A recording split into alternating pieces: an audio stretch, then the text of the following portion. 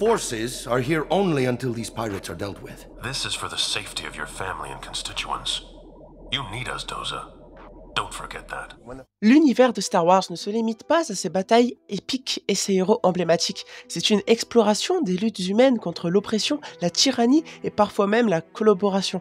Aujourd'hui, nous plongeons dans l'univers de Star Wars avec l'histoire de Tamara Rivora, autrement appelée Tam, de la série Star Wars Resistance. Tam n'est pas qu'une simple pilote ou mécanicienne, elle incarne un dilemme humain complexe. Comment l'injustice sociale, la frustration personnelle et la promesse de stabilité peuvent mener à un choix fatidique. Ce choix, c'est celui de collaborer avec le Premier Ordre, un régime autoritaire. Dans cette vidéo, nous montrerons comment l'ignorance du passé, la réalité brutale des inégalités sociales et le confort promis par les régimes oppressifs ont façonné son parcours. Avant de rejoindre le Premier Ordre, Tam vit sur la plateforme de Castillon, nommée le Colossus, un lieu où les inégalités sociales et la corruption sont omniprésentes.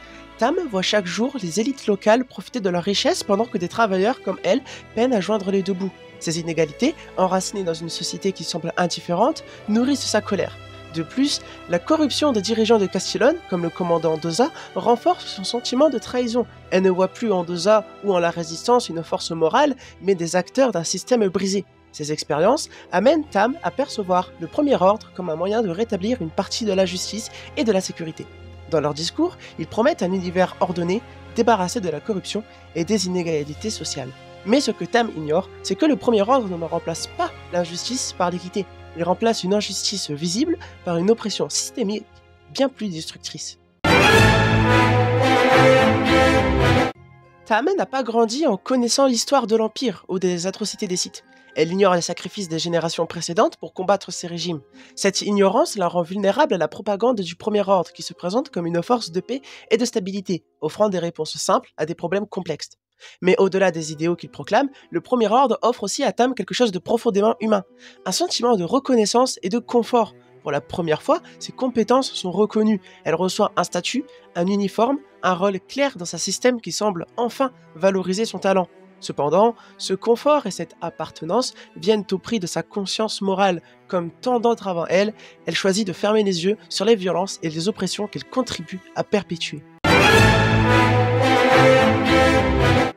Mais l'histoire de Tam n'est pas celle d'une chute sans retour. Son parcours est celui d'un éveil lent mais inévitable. Quand elle est confrontée directement aux brutalités du Premier Ordre, les promesses de justice et de stabilité s'effondrent. Elle réalise que le régime qu'elle croyait salvateur ne fait qu'imposer un nouvel ordre de terreur.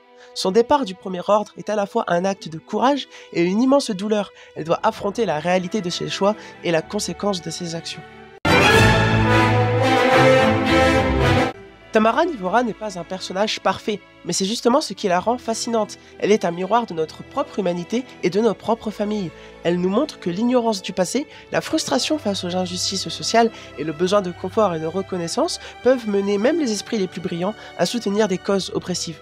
Mais elle nous enseigne aussi qu'il est possible de se relever, que même après s'être trompé, on peut choisir de résister et de se battre pour ce qui est juste. L'univers de Star Wars n'est pas seulement une épopée galactique, c'est une réflexion sur nos propres luttes contre la tyrannie, sur les dangers de l'ignorance et sur l'importance de se souvenir des leçons du passé.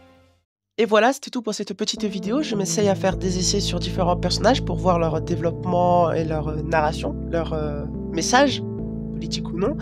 N'hésitez pas à me dire ce que vous avez pensé de cette vidéo. Quel autre personnage vous aimeriez que je parle, puisque Tamara Rivora, c'est l'un de mes personnages préférés de Star Wars Resistance et globalement de Star Wars.